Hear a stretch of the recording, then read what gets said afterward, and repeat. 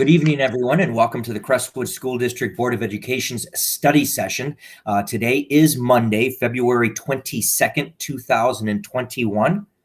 At this time, I'm going to ask that Madam Secretary please take roll. Are we calling to order? It's 5:30. 5:31 or 5:32? Mrs. Berry? Here. Ms. Delzayat? Here. Fawaz? Here. Mr. Garcia? Here. Myself, Ms. Kaminsky? Here. And Mr. Sabah? Here. Mr. Chair? Thank you. Okay, and at this time, there are three items that are being placed on our study session. The items are the board retreat, our reintegration plan discussion, as well as our finance subcommittee update. So with that, what I will do is let you know that in regards to the board retreat, there was an email that was sent out regarding the meeting of just the board. This is a retreat which is scheduled for either March 16th or 17th, whichever date receives the most votes from members, then that is the date that we will select as the retreat. It will give us an opportunity to just meet as the board with the administration and go over things from the past, things that we are currently working on, and then of course what we look at as a projection for the future. Am I missing anything, first of all, on that, Dr. Youssef? Did you want to mention, so I do know that Dr. Lazar is in contact and she'll have an answer later this week on whether or not we need to reschedule that based on the newest governor's order.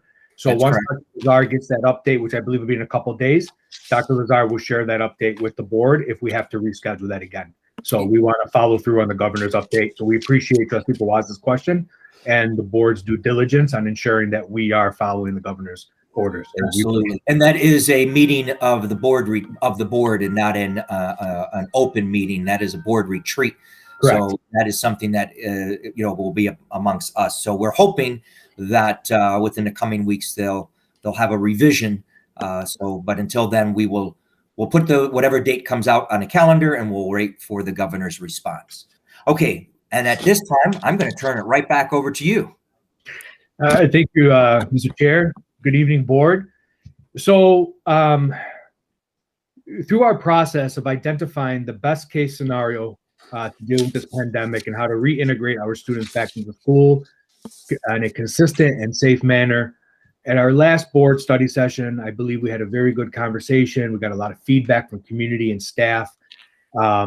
And I, as I said in the last meeting, my door is open, and I am very happy to say that several people called me, and we had some good conversations, and we had some meetings to discuss the reintegration plan. And what was nice about the conversations was people came with like, hey, we understand what you're trying to do, but how about this? And how about, and they came with solutions to some questions. And we have made some adjustments. Also, one of the aspects that I asked the board patience and permission on was, for us to get survey results with a tentative plan, because then it gives people an opportunity to make an educated decision based on what are their options. Because when we tell people, do you want hybrid or just online, people want to see, well, what is it going to look like? And so we were able to get we got 100% feedback from the elementaries. We're at close to 90-something% feedback in the middle school and over 90% feedback in the high school. And I'll share that data with the board and the community. I will also then share with the board and the community the updates and recommendations. Again, these are recommendations to the board in reference to our tentative plan for the board to review and, for an opportunity for questions and commentary and discussion. And ultimately, it is in the board's discretion to make a decision this evening on if, what direction we're going to go. But we want to give the board all of the information we can, all of the data we can, before we ask you to make that decision. So if I may, Mr. Chair, share my screen with you so I can just go over some of the data. Yes, and if I could, while you're sharing that screen, please make sure members here, I've had some conversation with some, so please make sure that you share your information and your concerns and comments with Dr. Youssef, and we'll move on from there. So with that, Dr. Youssef, here we go. Thank you. So this is a quick breakdown of each school and our district overall of the surveys. So I'm going to start at the very bottom. And the very bottom is the district overall response. And at this point, with our responses, overall, 35% of our community has selected the hybrid reintegration, and 65% of our total population have selected the total virtual integration. This is very similar or somewhat what we thought would occur. And then we break it down by level. And this is where we had to make some adjustments. And these adjustments were made through conversations with teachers and community members. And again, like I said, I was very happy with the amount of people who contacted us. So at Cherry Hill, we have a 59% hybrid selection compared to a 41% virtual selection. At Hillcrest Elementary, we have a 58% hybrid response and a 42% virtual response. Dr. Masalam, I'm sorry, I have a quick question, if I may, Mr. President. Yeah. Cherry Hill, you're saying that 30 students, I just want to make sure that I'm reading it right. 30 students want hybrid and 21 want? Correct. Virtual. Of the families selected, 30 chose hybrid, 21 chose virtual. Okay. Are those numbers, we said we had 3 classes, 3 GSRPs and 1 paid program? These are of the returned data. I have that information on a separate sheet, but it's not disaggregated. I can get that information to you, but I don't have that disaggregated to that level. I just looked at total numbers. Okay.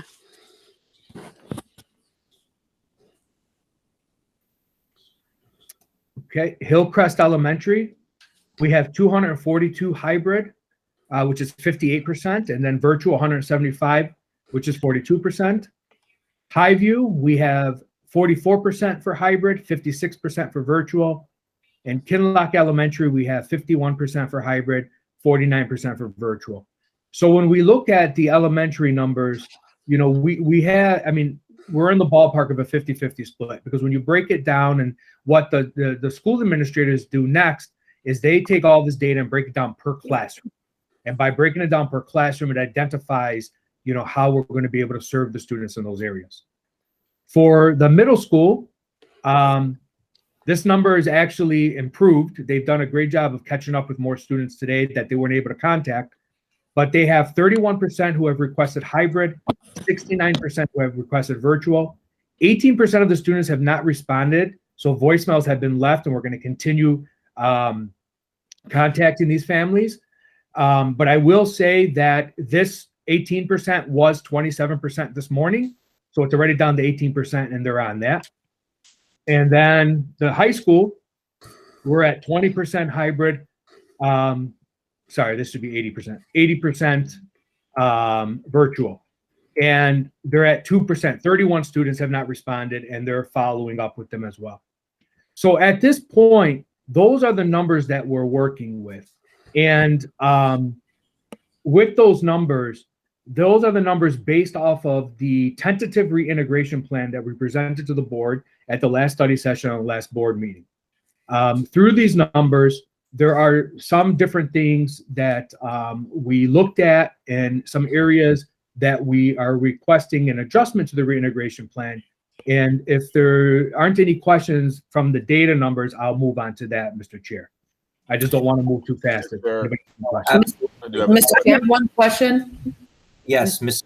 So if you could, I believe I saw Mrs. Gayette first, and then I saw Mrs. Fawaz. Please make sure, if you could, there you go. Thank you. I see the hands now. Okay, Mrs. Danielle.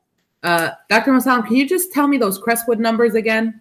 Yes, let me go back to that page real quick. Crestwood High School, we have 268 for hybrid, which is 20%, and 1,073 for virtual, which is 80%. And we're still waiting on about 31 students' response. And you Is that said it? that you need some headway on the middle school today. You had how many? Middle school. So in the beginning of the day, we had about 24% or 27% of the students who didn't respond, but we're down to 18% who have not responded. And our current numbers are 308 hybrid, which is 31%, and 687 virtual, which is 69%. And one last question. What's your percentage of elementary that you didn't get a response back from? So Cherry Hill is the only one I have to double check, but the 3 elementaries, we got 100% response. Excellent. Thank you very much. Yeah, That's all. why. Yeah, no problem. That's what goes back to Trustee Barry's question, because I don't have that data in front of me right now, but I can get that data by the morning. If Thank not, you're welcome. Okay, thank you. Salwa? Okay, so the deadline date that you're going to give for all the people that haven't participated yet or you haven't given, those are going to automatically, if they don't, once you give them a deadline date, they're automatically going to be considered virtual. So I'm just wondering when that date is. But then my second question, once the elementary principals put the data together by grade level, can you share that with us too? Definitely. I have it done for 2 of 3 schools, but I don't want to share partial data, but I will have that for you by tomorrow, if not by Wednesday. So that I will have for you. We're technically going to cut it off by Wednesday. And what I've asked everyone to do is when they leave messages moving forward, to let people know that if they don't respond, that their child will be listed as virtual. The trend that we're seeing from those families that are responding is the majority still virtual. So the 35% for middle school really stayed the same, even with the adjustments, and the 20% stayed the same with the adjustments at the high school. So we're seeing a trend. But I will have grade level numbers. And I know we spoke briefly earlier, but do we want to discuss or just look into it all? And I don't want to make it look like we're not giving, hearing people's concerns, but at 20%, is it worth bringing them back? So if it's okay, Trustee Fawaz, I do want to discuss that when we look at the adjustments we're making. And part of that conversation is because we presented a plan, and I'm concerned about changing major elements of our plan based on what we presented and people making their choices. But there's also some logistical issues too. And I will discuss that at the next meeting. Okay. Thank you, Trustee Fawaz. Okay, Mohammed? Yeah, Dr. Mursalam, thank you, Chairman. Question around the, I mean, obviously to Ms. Fawaz's point about the high school, I know you'll dig into that, but obviously there's a trend here, right? The older students are less likely to come back, and the ones that haven't answered, probably because they're assuming they're just going to stay virtual. Do you have a breakdown in the middle school? And I know we've talked about 5th through 8th. Mm-hmm. Do you have a breakdown on 5th and 6th, and then having the old traditional 7th and 8th being separated? I can have that breakdown. I do have a breakdown currently that's not complete, but what I can say is that currently with what I do have, the trend is the same as the overall average. It's a 65-35 trend across every grade level in the Riverside Middle School, give or take plus or minus 1 to 3%.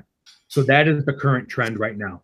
And if you look at elementary school, the current trend right now is, again, the same thing as you see as the overall, but you see some minor jumps the lower you get. So young fives, kinder, 1st grade. But we'll have that data even because the data was so close and that the trend stayed the same. I didn't break it down that far yet, but the principals are breaking it down that far right now because they're preparing their classrooms. So I will have that data for the board. But I can tell you that what you see in the overall trend is what you'll see per grade level. There really isn't much of a change. I'd be interested to see the difference. Yeah, of course. I will get that for you. Yeah, Yeah, we can have that for you within a day or two. if you could do it by grade there, I think Oh, that'd be yeah. very telling We too. will. I'll have that for you within a day or two. Naja? Yes, thank you, Mr. Chair. So I was just curious, who was responsible for making phone calls to families that did not fill out their surveys? Every administrator's responsibility was to put a team together to make those phone calls. Okay. So they within their own teams made the calls. Okay. My next question is, even though I understand, I guess I'm gonna have to see what your concerns are about the logistic, logisticals of bringing back the high schoolers. I think that no matter what we offered, I mean, even 268, 270 kids, the idea, I mean, personally, me, if I was a parent of one of those students and I wanted to send or even the students wanted to come back, because I know students that ask their parents to go back, and it's not a matter of the parents saying you're going back. The kids wanted to go back. I just feel like at this point, if we've offered, the option of going back, that even if it's only 270 kids, that they should still have that option. First of all, then second of all, at least then our staff would be in our buildings and they could still be teaching from their classroom, which I think from the very beginning we thought would have made the most sense, seeing as all of their stuff was in there, which I know at this point, they probably have stuff at home as well. But I feel like, I guess I'd want to hear your concerns with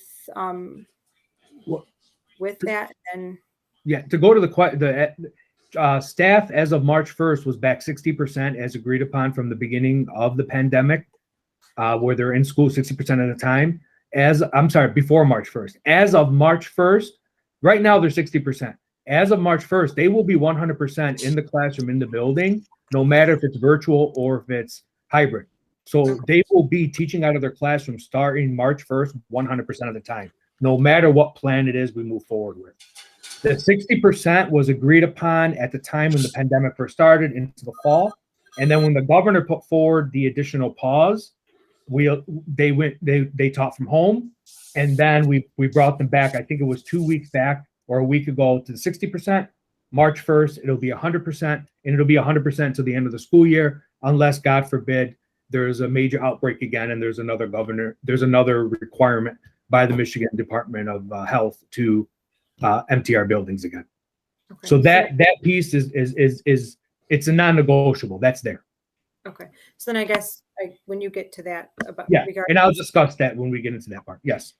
Okay. So yeah, I guess that's a very, very big point that's being made, is all staff board will return on Monday. All. 100%. March 1st. Very important for everyone to know. Nadia, you had your hand up. Okay, yes, I did.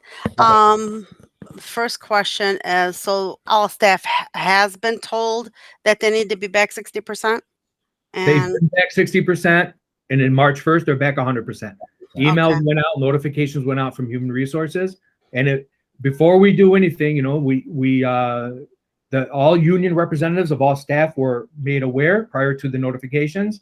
Notifications went out, and building administrators are responsible for ensuring that everyone is following the requirements. So are they following up on it? Do we know? They are. Okay.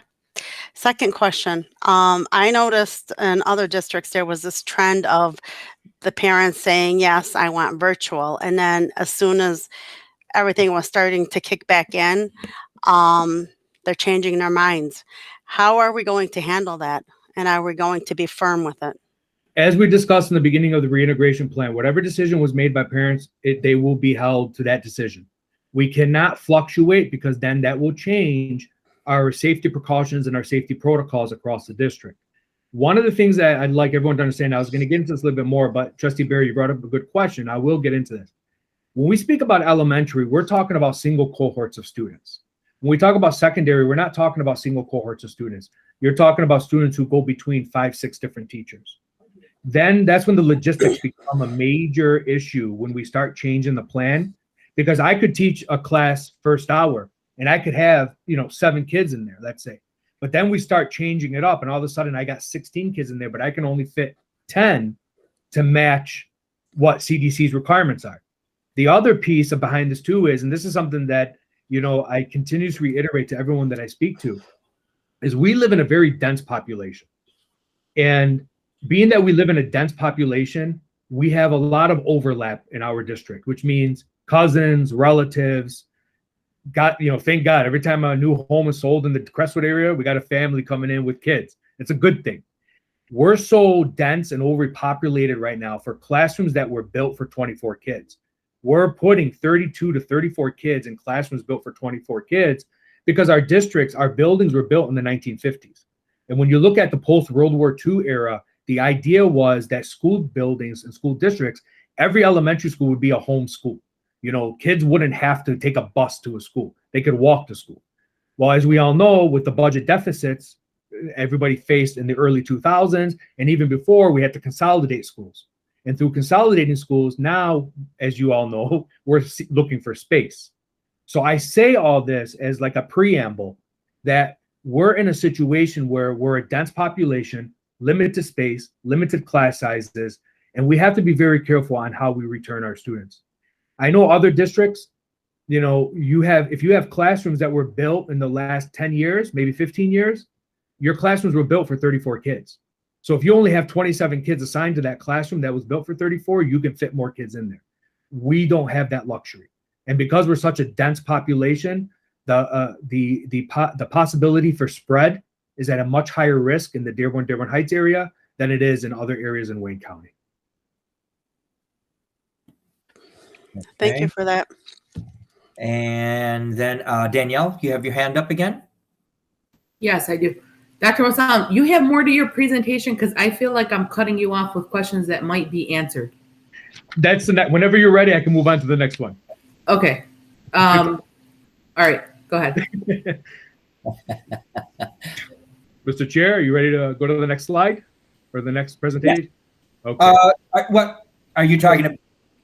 Mr. Chair, yeah, do you have any more questions for me to answer, or should I move on to the next? If there's no one else that had a question, that's fine. But in regards to Wednesday, do you think it might be best for you to take the extra day and a half and to consolidate everything so it comes to the board on Friday, or do you want to?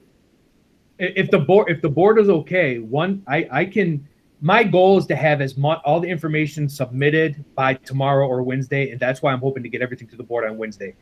I will look at the numbers, and if we're below 5% in terms of, actually 7% is actually the better number. If we're below 7% in non-return of survey data, I think we'll be safe to give that information because that 7% won't sway us one way or the other.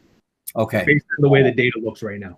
Okay. Yeah, I just want to make sure that you have the appropriate time to gather what it is and break down what it is, because this is going to be a big thing. It's going to be, a lot of data that we have to have as members to make sure that we're making the right choice. But from what I can see, I see the writing that's on the wall. And then lastly, all this information is not information that students are filling out. This is going to the homes, and parents are being requested to make sure that they do this.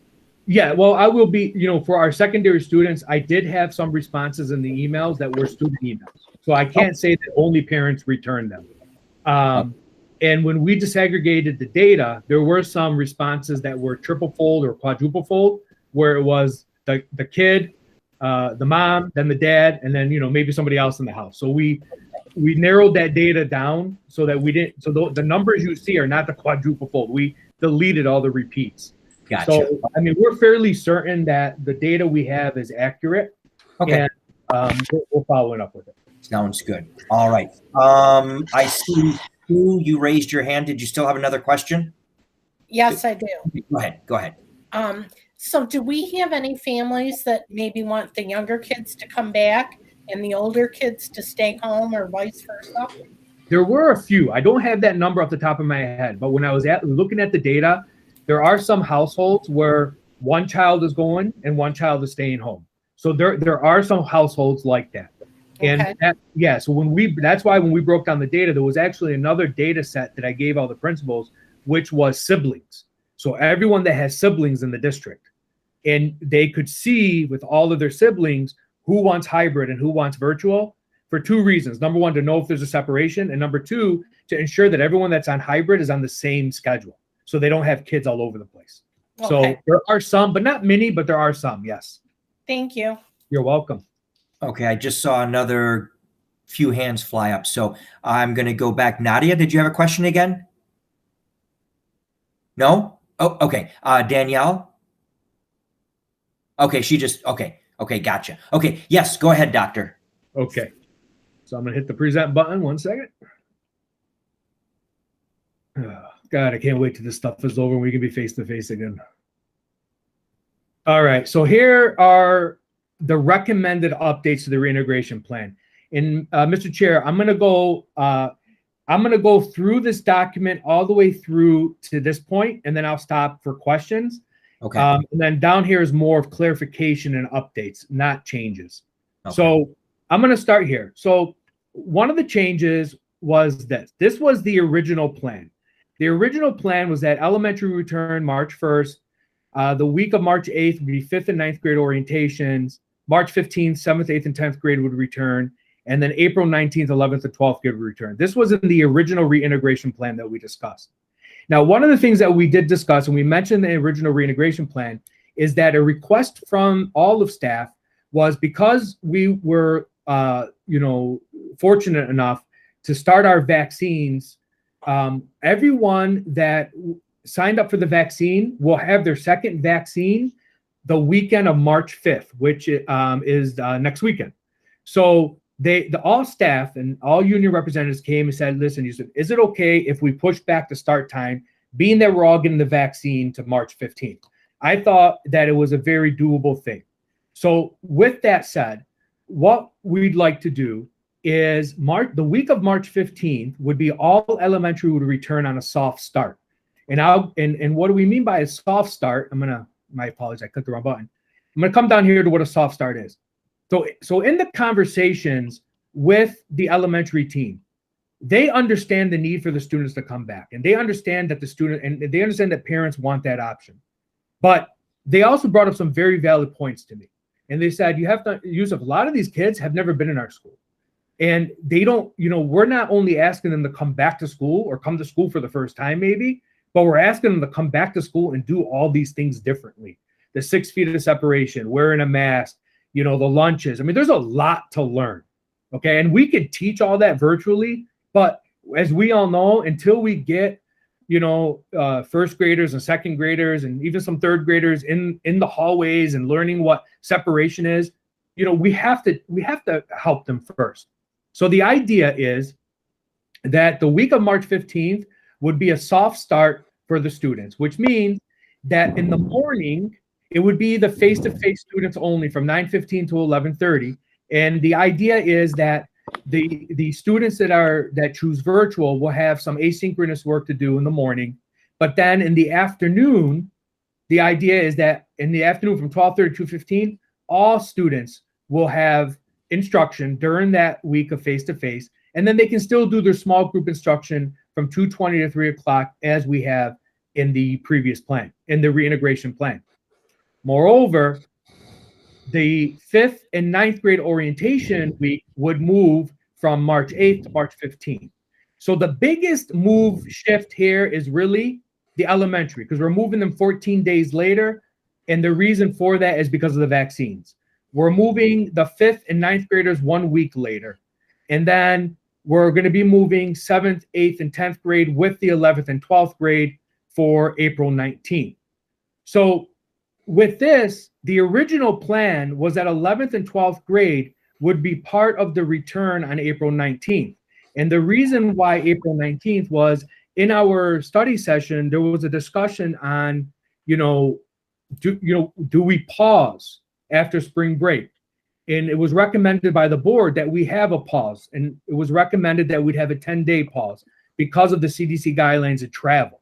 And the idea behind it was that if students are traveling during spring break, we're increasing the risk of students spreading any type of virus when they come back, because we can't check who traveled. We're not going to, do virus checks. We can't do vaccine checks.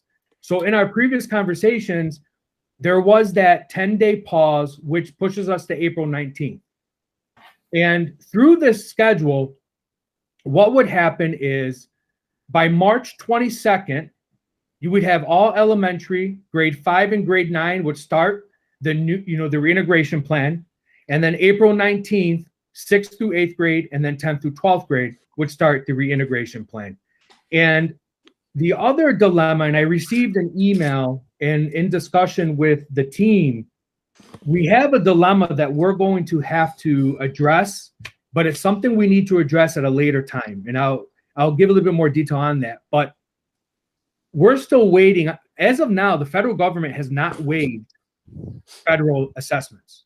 And that's the SAT, ACT, work keys, PSAT, and MSTEP. The state of Michigan, as well as many other states, have formally requested from the Department of Education to waive all federal assessments this year. We still have not received word back. The dilemma that we face is those federal assessments, we've already been told, have to be face-to-face. We're not allowed to do them virtually. Moreover, the time schedule for those assessments is during that 10-day pause after spring break. It's literally right when the kids come back from spring break. So no matter what we decide to do, we're going to have to reallocate time for face-to-face assessments for MSTEP, PSAT 8, PSAT 9, PSAT 10, SAT 11, ACT Work Keys 11. And that's something that we're going to have to develop a schedule for once we determine how we're going to reintegrate. Two more things that I'd like to go through real quick and then take some questions.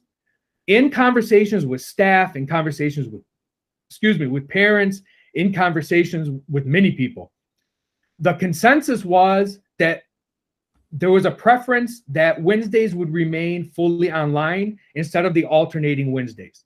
And the reason for that was because the feedback we were getting from many people was that if they know that their child is going to be online all day Wednesday, and they know which 2 days of the week they're supposed to be in person, it's a lot easier for them to adjust. Moreover, it also gives our maintenance and custodial teams more time to do deep cleaning. And in addition, it gives us opportunities to be creative with our special schedule so we can use those Wednesday online days to support elementary specials. And then the other piece that we looked at, and this is the last adjustment, was when the reintegration plan takes place, elementary start times. So the idea behind these elementary start times is that in conversations with the elementary teachers, they had very valid points. And they said to me, Yusuf, we understand what needs to be done, okay? But they said it's going to be very difficult to get kids started and get kids going at the same time, virtually and hybrid. So my response to them was, that's not an issue. What I need from you is, here is the set times. Here are the parameters. I need you to work within these parameters. And what they came back with was, if we can start our virtual students at 8:40, get the day started, do their morning routines, get them going, and then we can put them on an asynchronous assignment, and then we can help our face-to-face kids. Same thing, get the day started, do the morning routines, get them going, and then it starts their day where they can do some alternating back and forth, so they're not trying to manage, 15 students virtually and 15 students face-to-face. It makes sense. And the good thing about it was the team of teachers that I worked with on this never once said we can't do this. We need to make some minor adjustments that we feel will help us be much more successful at what we want to do. And the good thing about it too is, at the end of the day, when you go back to the original plan, at the end of the day, they finish their day at 2:15, but they have from 2:30 to 3 o'clock for small group instruction still. So that doesn't change. So really, when you look at that, it really helps. Moreover, one of the things we talked about, and the teachers, the thing is, I've learned something about the Crestwood team, and I always talk about the 95 and 5%. When you give the 95%, you say, look, we got to do this within these parameters. We'll be flexible. Let's work on this together. They come up with a very good plan. They're talking about team teaching. They're talking about putting kids in cohorts based on strengths to help. They're talking about, teachers working with each other, where teachers are not sitting on an island. And the other piece behind this too is, through this process, they're already developing their lunch schedules, their exit and entry doors, their recess schedules. it's probably going to be doable. That I believe in almost all of, I think in all of our schools, if not all of them, maybe, you know, one out of all of them, it won't be doable. But there is a very strong possibility that lunches are going to be able to be held in the cafeteria and in the gymnasium, where we're not going to have to jam kids in the classrooms. So they're already planning these things based on the numbers that they have received. So all in all, when we talk about logistics, the dilemma that we face is, yes, in the elementary school, we got a 50-50 split. As you saw at Hillcrest, you got more kids that have requested hybrid. The problem we run into is in middle school and in high school, if we spread out over 4 days, we run into two problems. The first problem is, yeah, the numbers say we can probably do it, but that doesn't guarantee us that those numbers are going to be good for every single hour of the day. Number two, logistically, it's going to run into issues with families with siblings. And then the third issue is, when we put out this reintegration plan, we put it out with a premise that if you choose hybrid, this is what you're going to get. If you choose virtual, this is what you're going to get. And I don't want to change too drastically. I request not to change too drastically what we decide to do, because I don't want parents to feel as if, you know, we're changing this plan because the numbers came back so low. Where in turn, this does give us more flexibility. And where that flexibility comes into play, because the numbers are lower, if there are students who are struggling, we can bring those students in for small group instruction and support. And this is something that we were already in discussion with the building administrators about. And that's where we're going to have to be very creative and start thinking outside the box to help kids that may be struggling and have or struggled. Lastly, again, it comes back to that whole process of logistics. If we start opening it up for people to make changes, we don't know where that's going to take us, and it's going to slow us even more. The whole purpose behind developing a reintegration plan, sharing that plan, and then asking for survey feedback was so that survey feedback would be based off of a true plan, something that is tangible. Can we adjust as we go? Of course we can adjust. But the April 19th pause, that is something that that's something that is, up to the board. But at the same time, please know that if the federal assessments are not waived, we're still going to be giving assessments during that time, which means we're going to be bringing in a lot of kids, which means we're going to have to keep a lot of kids home that aren't testing, because we got to spread those kids out so there's 6 feet of separation in every testing classroom. So that's something that's still on the ledge. So that's that quick breakdown. And I don't know if it answers some of your questions, created more questions, but we're here to answer. All right. I did have hands that popped up, so I'm going to start with the first one, which was Najah. I guess I'm just a little bit with the elementary and starting early with the virtual kids. And then what happens to the students that, if they're with the virtual kids and the bell rings and they have at what point are they getting the students that are coming in for the day? And then even they're not going to have 15 kids in front of them. So it's like, they're going to have way more students online, which, we already kind of know, especially since it's going to be split into 2 groups. I think I'm struggling a little bit with that. If I may, Trustee Janoon, what is it you're struggling with? Because let me just re-explain it, just in case maybe I didn't explain it well. I understood what you were saying. I guess I'm just, so they're starting with those students for 25 minutes, 30 minutes? Usually morning routines take about 20 to 25 minutes, which then they get them going and they get them in their asynchronous, and then they go get ready to bring the face-to-face kids in. And the idea behind it is to stagger it. Right. So how much time are they really spending with those students virtually? And then how much time do they need to then go get the students that are coming into the building for the day and then get them situated? So I just don't feel like they're going to spend 25, 30 minutes with those virtual kids. No, they will. They will, and I'll explain how. Okay. If you start at 8:40 and you do 20 to 25 minutes of your morning routine, that's 9:05. You put them on an asynchronous assignment. By You the go, time you go, that's all part of the morning routines. Teachers have morning routines where attendance and all that is part of it. And don't forget too, you're not taking attendance for the whole class. You're only taking attendance for who's online. So your morning routine takes 20, 25 minutes. So you go from 8:40 to 9:05. And then at 9:05, you go over to the door that you're bringing your kids in, and you got 10 minutes at that door. You bring the kids in, and then you get those kids in their morning routine.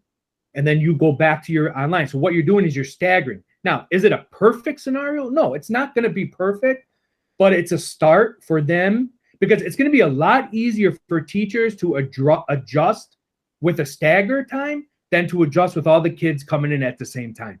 And plus, too, to keep in mind, you're going to have several young fives, kinder, first grade, and second grade who you're bringing into the building for the first time, where the kids with the virtual, they're used to the virtual routine.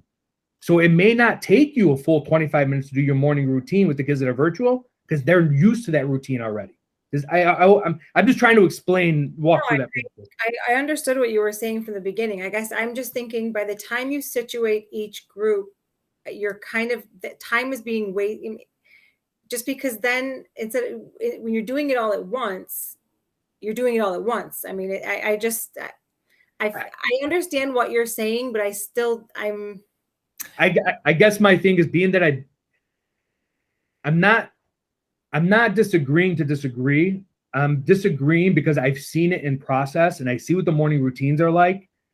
And with kids that young, see, in secondary, we're not going to stagger it.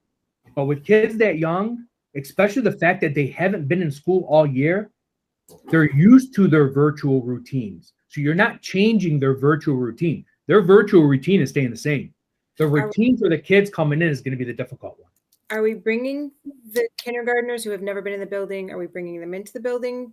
That's the week of March 15th. Yes, that's that soft start. Yes. Okay. Yes. Okay. Nadia? Yes, let's go back to that soft start. I guess that's a huge concern of mine. I feel that if we're going to have these issues, that I would bring those, especially those kindergartners, because they've never had that experience. They don't have the concept of what a school, some of them will not have the concept of what a classroom looks like, a routine looks like. So why couldn't we start with that age group earlier, the 5th? Why do we have to wait till the 15th? We're waiting to the 15th out of request from the teachers because they're getting their second vaccines on March 5th. And I'm asking to respect the fact because we're going to get teachers who may become ill. We have close to 300 teachers who are getting their second vaccine that weekend. If we start too soon and some of those teachers become ill, then we're going to be starting without them. So by giving that week, the vaccine, they will become inoculated, if I'm saying it correctly. And it takes away the aspect of possibly being ill within the first 48 hours. So that's March 5th, which is a Friday, correct? Correct. So some are getting their vaccine the 5th and some are getting it the 6th. Not everybody's on the Friday. Right. So that's the weekend. So why couldn't we do a soft start midweek for those, especially the kindergartners who don't even have that experience, or kids that have moved into the district that have no knowledge of what this district is like, just to get these kids, give them, it doesn't have to be the whole morning, just to give them that experience. Because like you said, they've been comfortable online and now they have to adjust to the real world. So I think I agree with you. I wouldn't want the teachers to come back with them on the 5th because you don't know. But I think it's only fair that we don't prolong it way too long so these kids do have that experience, because this school year is flying by. And the other thing that's bothering me, I'll be honest with you, is the high schoolers. I would have personally liked to see more time for them, because this is, for some of them, this is their, their last days of high school.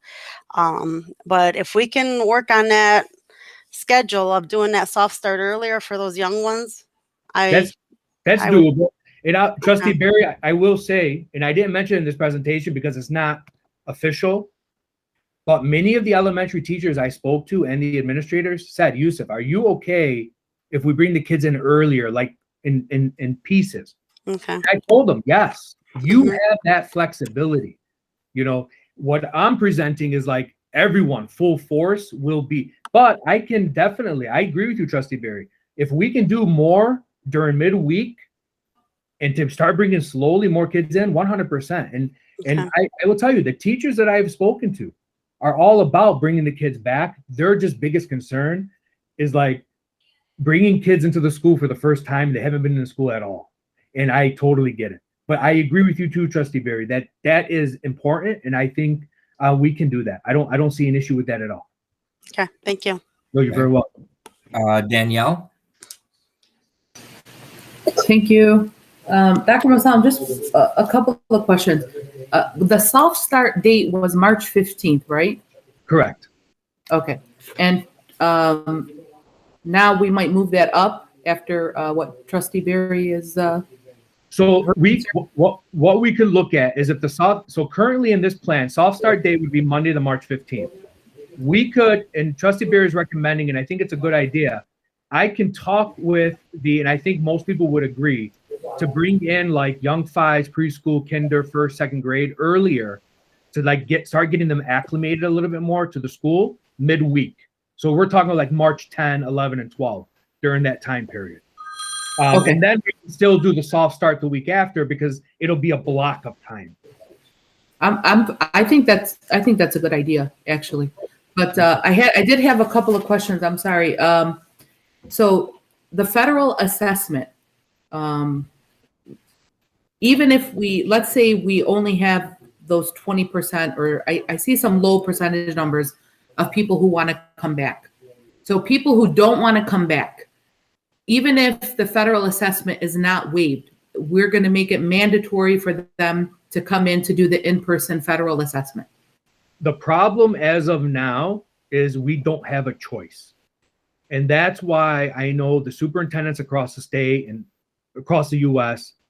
and school districts and boards are pushing the federal government to waive all assessments again this year.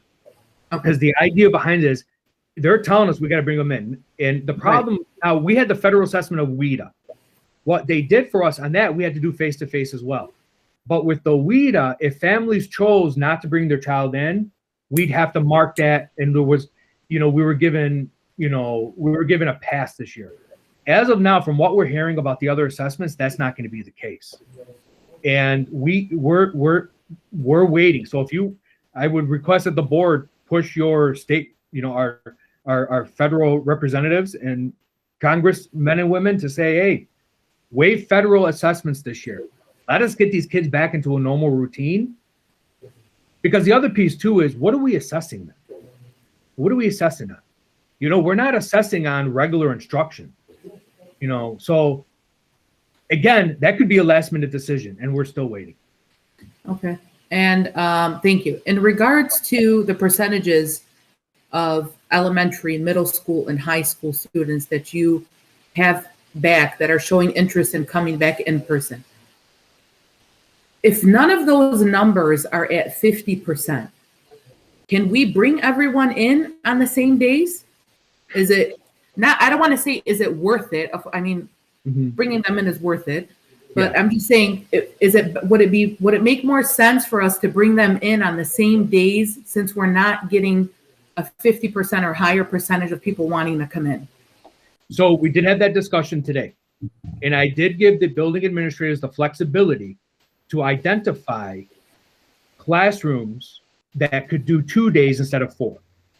So what I mean by that is if I am a first grade teacher and I only have 13 students out of my 29, right, that want hybrid, and my classroom can fit those 13 students in a safe 6-foot distance, and we have the capacity within the building to do so, I can assign those 13 students to 2 days a week instead of 4 days a week. So they would get 2 days of face-to-face instruction, and then they would get 3 days of online learning, because it would have been 2 and 2. So now it would just be 2 and 3. Right. And so I did give the building administrators that flexibility to do that but they have to look at their infrastructure and space. And I will say that one of the things that they're doing, and this is what's really, I'm really proud of our district, is everybody's working as a team, like custodial, maintenance, lunch, everyone. They're sitting down, looking at the numbers, and they're breaking those numbers down now. So that is an option. So we are looking into that. Okay, because I feel like the more we're able to narrow it down for parents and for students and to create more of a narrow structure, if we don't have to do all these multiple days, it might just make it easier for them. That's all I was thinking. And I wanted to ask you, with the major concerns of the surveys, because I'm a little taken aback at the surveys that they're so low in people wanting to come back when just from when I started on the board back in November, I've gotten so many phone calls and people asking how come we're not going back, and then to see the percentages so low. Was there a major concern that we were not able to address, or was there a major concern that we were able to address? Is there something maybe we don't know that you've seen on your end? So the two things that I noticed on my end, number one, it comes back to what Trustee Barry mentioned in terms of the timeline. With the rest of the school year and the timeline we have left, plus Ramadan coming, and then there's a lot of the secondary families have said to me that their children don't want to come back during Ramadan because they don't want to wear a mask all day and be fasting. Okay, that is one thing.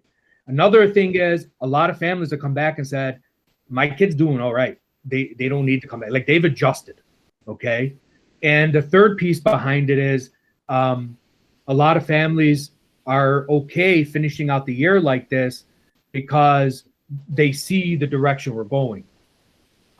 When January, December, November, the one thing I want to remind everyone in the community is we didn't have computers for everyone until November. And then by the time we got computers for everyone in November, it took time for everyone to adjust to that. And then before you knew, it was the end of January, come February, and here we are. So people have had time to adjust. Now, I'll tell you right now, come hell or high water, forgive me, in September, we're back 100%. Okay? But we're going to look different. All right? We're going to be better. We're not going to go backwards. We're going to go forward.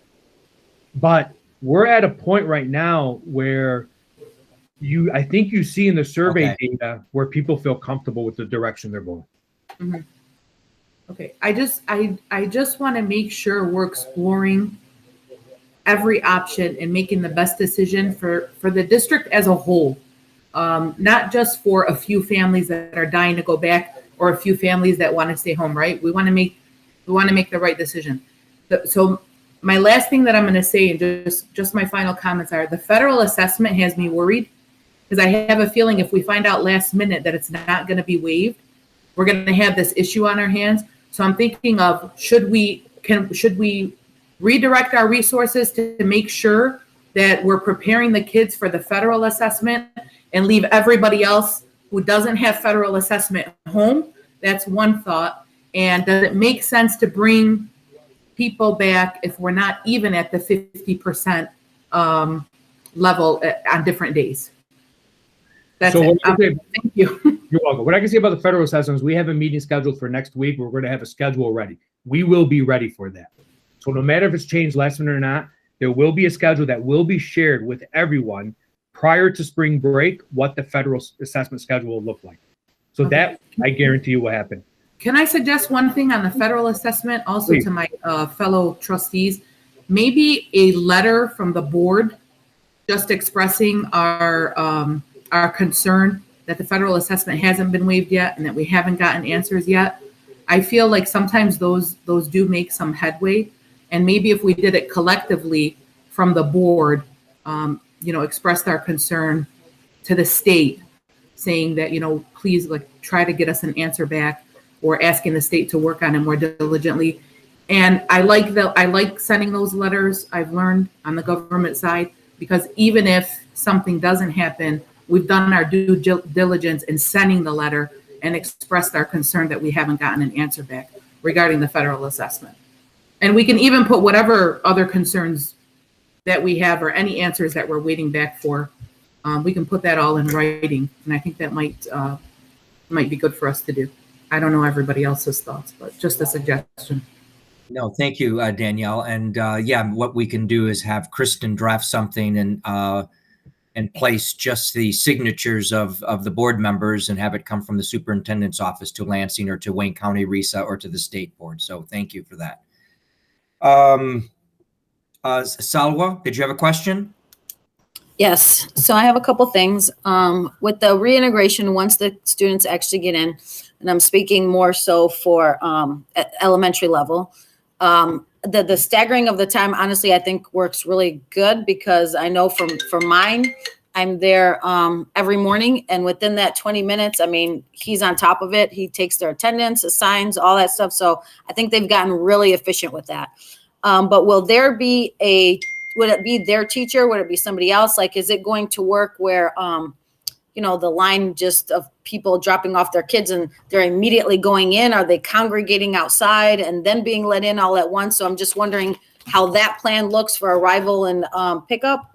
And then the next question, once we determine obviously group A, group B, will parents be able to select, and maybe special circumstance might determine, what they need, but will they be able to select what group their child goes into, whether it's group A or group B, based on the, the weekdays, right?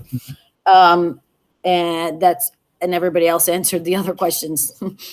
All right. So, to answer the first question, Mr. Chairman. No, next. I'm watching time and watching hands pop up. So go ahead. So to answer the first question, well, let me go to the second question first. When it comes to entry and dismissal and all that, the school principals currently are working on the specific logistics, but outside of every doorway will be, parents will receive a specific schedule with a breakdown of when their child is coming, what door they go to, what time, and all that. Outside, there will be markers, so on and so forth. We're not going to be allowing parents into the building because we got to keep it as closed as much as possible. And then in reference of choosing group A or group B, the problem with allowing parents to choose is we got to balance it out. So the first thing we're going to do is we're going to look at siblings and make sure siblings across the district are in the same group. Then the second thing we're going to do is look at class groups and identify, how many kids can be within each group. And then the third thing we're going to do is look at it by last name. So that's going to be the order.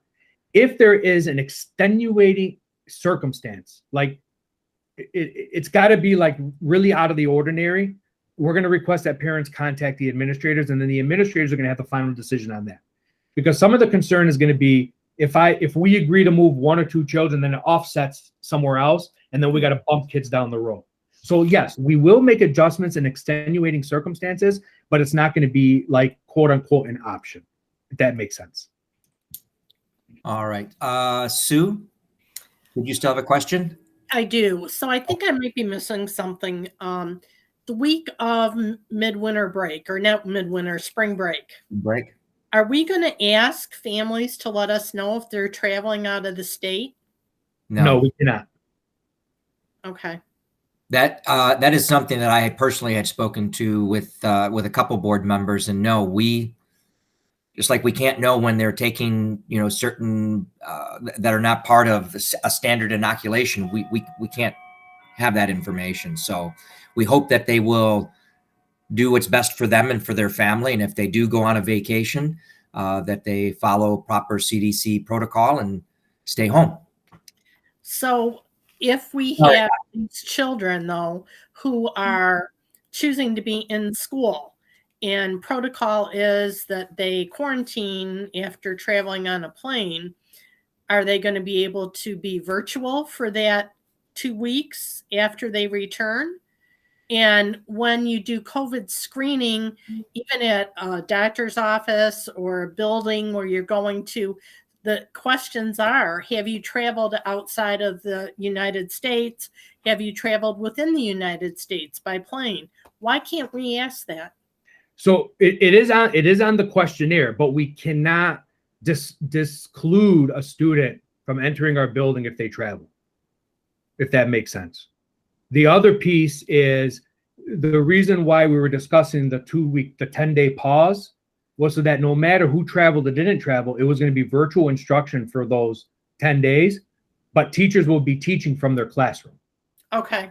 Yeah. All right. Thank you. Yes. You're welcome. Naja? So I guess with the whole testing and stuff, if that is not, if they don't waive the testing, even though I know that we're all concerned about traveling and all of that, and in that time frame, and they're required to be completed within that time frame, is there any way that we just go ahead and use that 10 days or that week to do the testing? Because I hate to say this, if people aren't being cautious and careful, whether it's traveling or not traveling, they're a risk for being exposed to COVID, whether they're here in Dearborn Heights or traveling out of state. So we just hope that people are just being careful and cautious and doing what's, like we said, what's right for their family and for everybody else. But if we have to complete the testing within that time frame, is that just an option for? So I didn't give the dates yet on purpose because I want to sit with the assessment committee and come up with a specific schedule that we can share with the community. But there are 4 specific dates within that 10-day pause that we have to test. Okay. And the thing is, on those 4 specific dates, everyone in the state of Michigan is testing at that time. That's why. And then we have makeup dates. So one of the questions that the administrators brought to me, why don't we use the makeup dates? The problem is, if we don't have 96% participation, we get dinged as a district. So if we only use our makeup dates to actually do our actual testing, we get no other dates after that for a kid that doesn't show up. Right. So that's why I'm saying that 10-day window right there, we're going to create an assessment schedule and we're going to share with everyone well in advance and then wait and see what happens. That's just the situation we're in at this point. Okay. So in the whole thing with the elementary, I guess the way my brain works, and for me personally, that's how I would, feel more comfortable. But I guess at the end of the day, if the teachers, try it and they don't feel like it works, we will have the opportunity to tweak. Yeah, nothing is written in stone. The minute we put things in stone, that's why I'm always saying tentative, and the minute we put anything in stone, we're setting everybody up for failure. I guess I just felt like they were then doing more work than having to, just back and forth and then going and grabbing one group and then teaching the lesson twice. So that's just but I mean, again, if they feel like it works and it does, I mean, as long as everyone's getting equal time and nobody's missing out on anything, I just felt like there was just so much more confusion. And what I could say is they also built this a little bit off of similar to what they're doing right now with online, because they stagger instruction online currently. So they don't have too many kids at one time doing certain things. So this will work out very similar. And the good thing is they're so used to the online routine that's not going to take as long. Now, let's say after a couple weeks, things like they can adjust. As long as they stay in that parameter of time and they don't throw the parents off, they can adjust how their internal day and their internal clock works. Because parents will know they start at this time and they end at this time. Okay. Nadia. Okay, real quick. I got what has the past practice been with that schedule? Have we scheduled them and students come regularly, or did we take the few days off and let them come in and screen? I can't remember. What did the schedule look like in the past for those assessments? For the assessments? Yes. So my understanding, okay, again, I'm going off of what I've learned from the past, because last year is my first year, we didn't have any assessments. So I went off of from before. What they did in the past was they spread the kids out everywhere between different places. To me, that's not an ideal testing environment. I, as a superintendent, am recommending that we test our kids in the buildings they're comfortable with, and we don't have our kids travel. Yeah. And by doing so, Dr. Lazar has worked very closely with the union and the calendar to ensure we're hitting all of our minutes, but to also ensure that our kids are going to be testing in an environment that they're comfortable in, and which is their home school. So I am bringing it back where they're testing within their home school, not going to 3-4 different locations to test, getting there late, not getting there, and it makes the administration of the test much easier, because then there's less paperwork to fill out as well.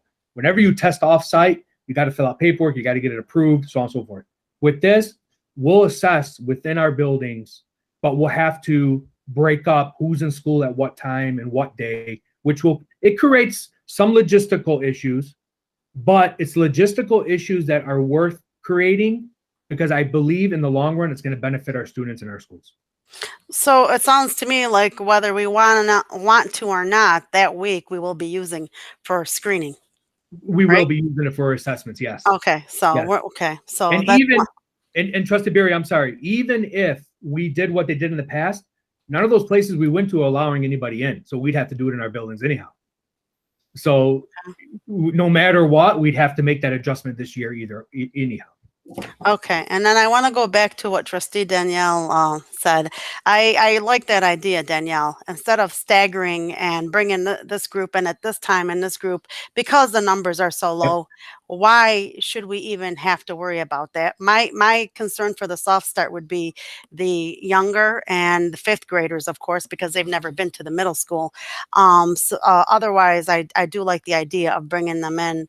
Why should we have to wait and stagger them every week or every 2 weeks? The numbers are already low. Yeah. So thank you, Danielle. Yeah, I agree with both of you. Thank you both.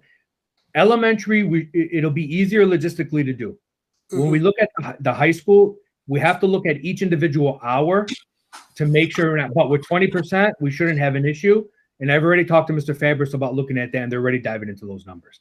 So our goal is to, please know, I want the board and the community to know, what we're showing you is the base. Like we've upped it a notch based on the survey results.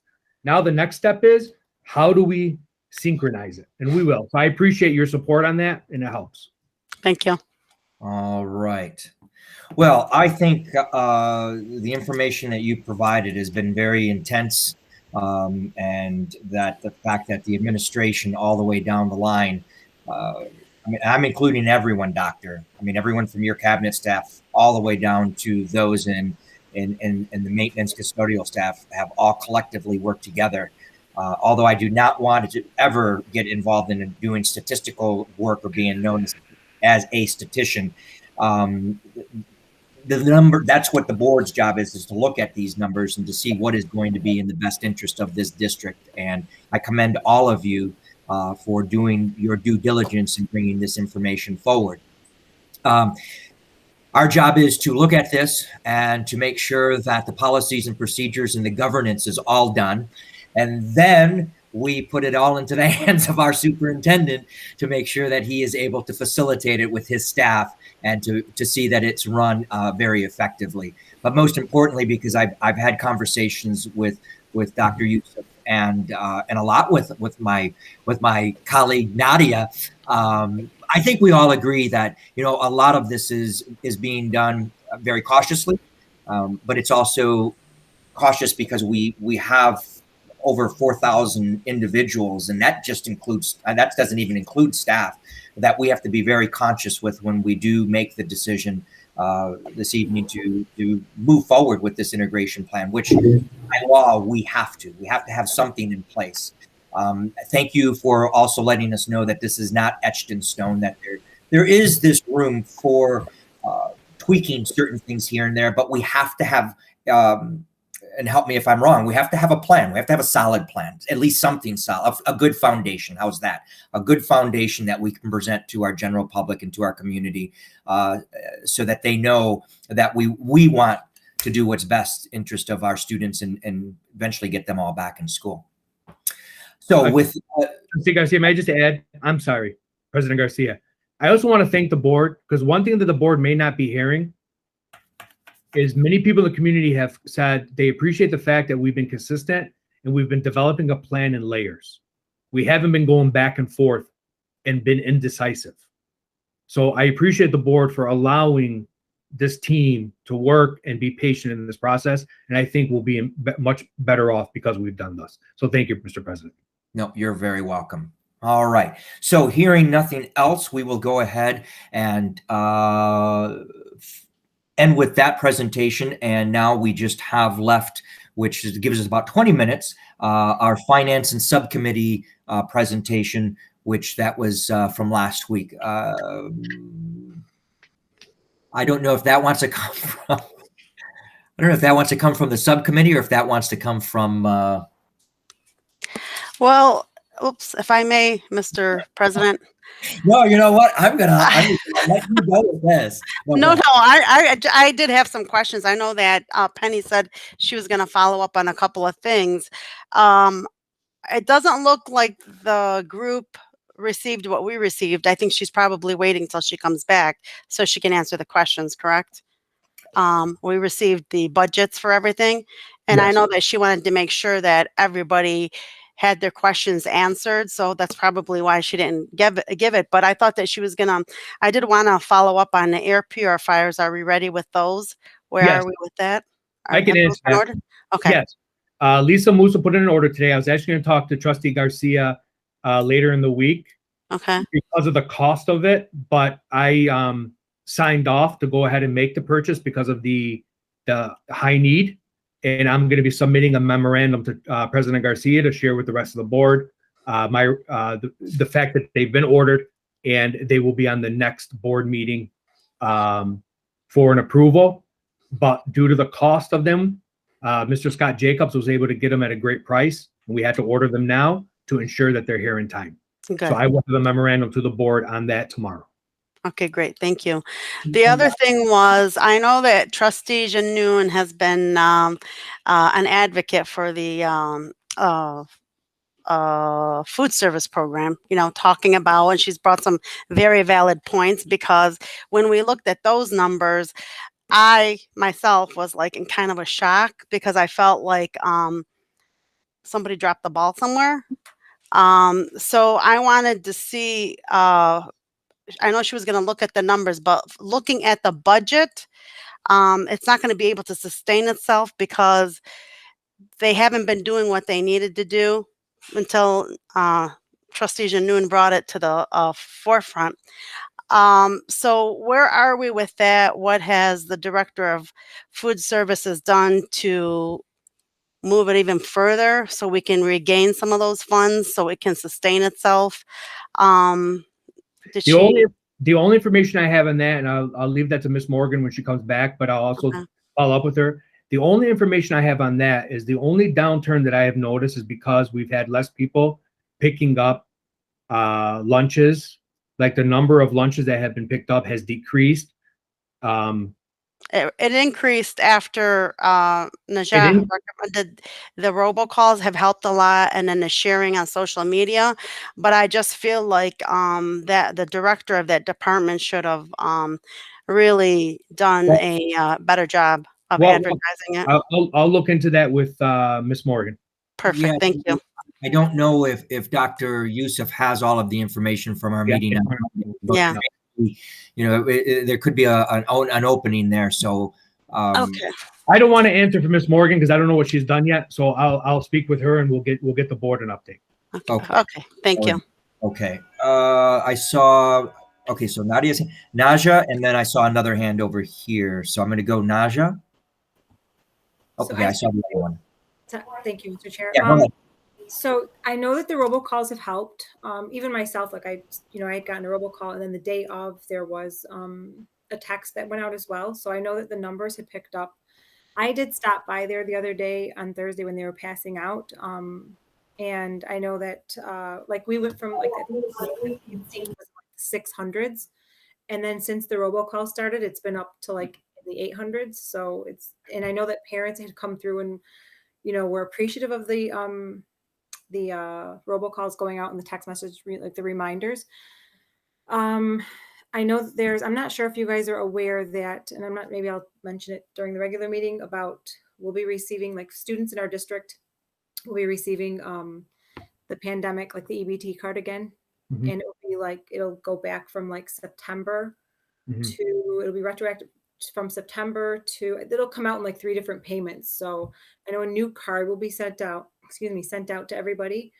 I'm not sure, they don't have a number, like how much each student will be getting yet, but that each student will be they'll be receiving, money every month per student that's in the district, 18 and younger, 18 and yes, sorry. And so 3 different payments, retroactive to like September till I think, I don't have the exact dates, but anyways, it's something that the parents can, they know it's coming, and they'll We received notification from the county last week, and I forwarded it to Penny, Lisa, and Andrea Wood for them to ensure that the numbers are correct. And I know they've been working on it. So once we get more information, we'll update everyone as well. But yes. Okay, thank you, Nisha. I saw another hand pop up over here. Salwa? Could you go over attachment 4A2 just so I can get like a better understanding? I just think I need a little bit of a better explanation, I guess, and so I can better understand it. Yes. So attachment 4A2 is the bid resolution that, so the board approved a refinance of the 2013 non-public bond. I want to reiterate, it wasn't a public bond. It wasn't a bond that was voted on by members of the district. It was a bond that was taken out like a loan to help upgrade some needed facility needs at Riverside Middle School. The refinance public offer was today. So the bad thing was it was the same day as our board meeting during the day. It was concluded at 1:30. This amended attachment basically tells you the four firms that bid, and that Northland Securities was the firm that had the lowest bid, and they are purchasing our bonds for $1.97 million. And that's why it's coming to the board today for vote, because we have to vote on it the time of the bid, the time that the bid goes out. This will save us, and Mrs. Morgan will be able to give more information, specific data. Excuse me. This is going to save the district anywhere from $30,000 to $40,000 a year in interest.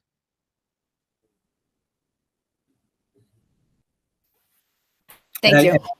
And I do believe, Dr. Youssef, all the members of the board should have received not only this information today, but there's also been many Friday updates regarding this, and we did have a meeting regarding this item as well. So yes. I will tell you that I don't have it as because I don't have a way of printing it out. I'm sure that it's in one of my folders, but Kristen, if you're there, just so you know, my tablet, I'm still not able to get on Board Book. So I may ask for someone my trustee vice president or treasurer to read along, and then I'll try to figure out where it is. But I just have to know your password and your username. Or you can do it. No, it's told me that I needed to go to Apple, and then it tells me I need to go to a register. Then it told me, I just logged on to the link that she sent. I went to the Board Book thing, and it says that they're, what was the words? Because of COVID, we're no longer in the offices. Call this 800 number or contact your register.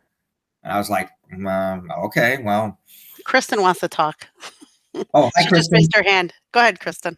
Oh, I'm sorry. I sent it to you through the Google Drive and also in your email, the packet. Yeah, I'll see if I can open it up in the email. The hard part is that I only have one screen, so I have to bounce around, and I don't want to lose what I have here because I have a hard copy, but it sure will be a lot nicer when we're back in person. Okay. Anyways, I think that pretty much covers everything, and it allows us about 10 minutes to have a recess, and then we can reconvene at 7 o'clock for our. Can I ask one question? I'm sorry. Kristen, can you send me the link to the meeting? I have people asking, if you don't mind. If you go right on the front of our webpage, it pops right up. There's a pop box. Okay, people, the ones that are out there, did you hear that? Yeah, just so everyone knows, every single board meeting, every single agenda, everything is always on the front of our website. It pops up. Once we submit those agendas on Friday, everything is there. So anything that you need is in the front of our website. It should pop up. I know we requested that those to be pop-ups several months ago, and I do know that today when I went on, it did pop up on my screen. Okay. Also, everyone should have all of their information. So if you have no other questions, we'll be able to get right into business. so that you'll be able to make hear the motion and make your vote one way or the other. I am going to ask Madam Secretary, because we're doing this virtual, I think it's going to be important that we make sure that we also do a roll call. So we'll have all those in favor, but then I also feel, because there was a part of, as a matter of fact, part of this meeting, I lost all of you, and other than Dr. Youssef. So yeah, even Dr. Lazar was gone, but I lost everybody. But I could hear Danielle as she was talking. So for that, I think it's going to be important just for the records, so that we have all those in favor, and then we actually get an individual yay or nay on the vote. So it's covered. So we don't have any questions, someone questioning us on how we did or did not get that final vote. So if there are no other questions, everyone has hopefully done their homework since Thursday or when this came in, and we'll be able to zip right into our meeting and then go from there. Dr. Lazar, good evening. Do you have anything for us? Nope, just a wave. All right then. Okay, 8 minutes, and we'll see you back here at 7 o'clock.